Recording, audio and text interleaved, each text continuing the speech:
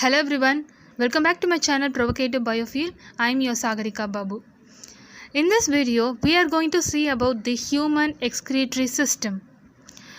Excretion. Excretion is the removal of metabolic waste from the body. So the organs and structures that are involved in this excretion process are collectively known as the human excretory system. Human excretory system consists of a pair of kidneys, a pair of ureters, and a urinary bladder and a urethra. First, let's learn about the kidneys.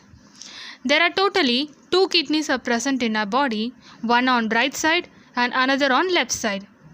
Among those, only one is functional. The right kidney lies at a level lower than left kidney due to the placement of liver on the right side.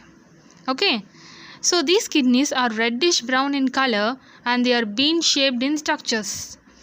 They are usually located between the levels of last thoracic and third lumbar vertebrae. Each kidney is 10 to 12 cm in length, 5 to 7 cm in width, 2 to 3 cm in thickness, and the weight of the kidney is 120 to 170 gram. Okay, now the detailed structure of kidney is explained later in this video. Before that, let's learn about the ureters. So ureters are nothing but the tube-like structures that extends from the kidney.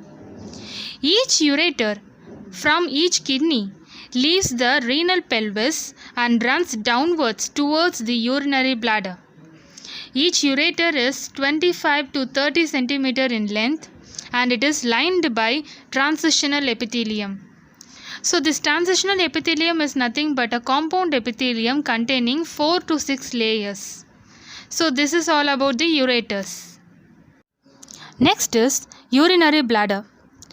Urinary bladder is a pear-shaped muscular sac-like structure. Internally, it is lined with transitional epithelium and it has detrusor muscle in its wall. What is the purpose of this detrusor muscle means? It has 3 layers of smooth muscle. One is outer layer, then middle layer of circular fibers, inner layer of longitudinal fibers. Okay. Internal sphincter of smooth muscle is present at the junction of bladder with urethra.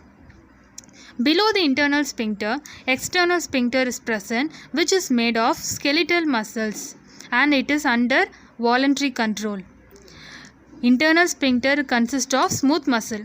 External sphincter is made of skeletal muscle which is under voluntary control. Wall of the urinary bladder is lined by sympathetic and parasympathetic nerves. What is the purpose of these two nerves means?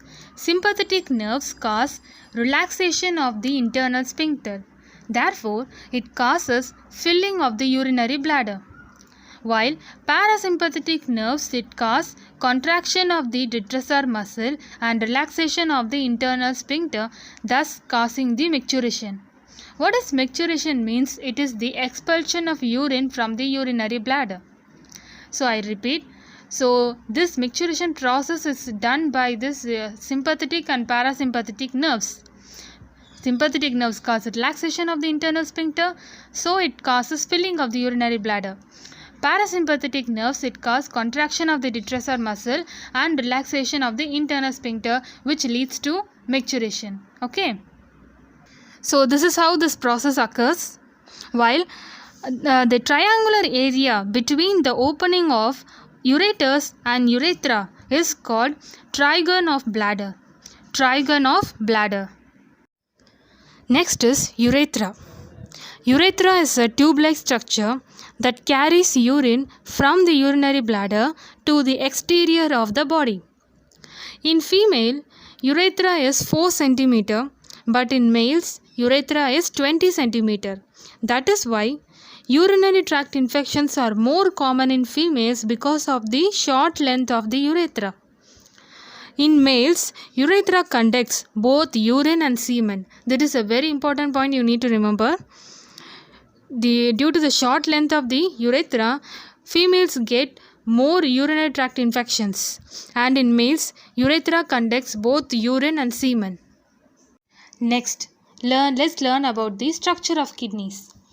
Kidney section, it consists of outer cortex and inner medulla. Medulla is divided into several compartments called medullary pyramids. Between these medullary pyramids, cortex penetrates into the medulla and forms renal columns. So renal columns are nothing but the penetration of cortex into the medulla. Okay. Each medullary pyramid opens into minor calyx through a papilla. These minor calyxes unite to form a major calyx. There are totally 2 to 3 major calyxes are present in each kidney. These major calyxes opens into renal pelvis, which in turn leads into the ureter. Okay, so this is how the structure of the kidney will be. Each kidney has 1 million nephrons in it. What is a nephron? We'll see that later. Nephron is the structural and functional unit of the kidneys. There are totally 2 types of nephrons are present according to their position in the kidney. What are they two? Cortical nephrons and juxtamedullary nephrons. Cortical nephrons are totally 85% of the total nephrons. Juxtamedullary nephron constitute 15% of the total nephrons. In cortical nephrons, the Bowman's capsule lies in the outer cortex, while in juxtamedullary nephron, the Bowman's capsule lies in the inner cortex close to the corticomedullary junction.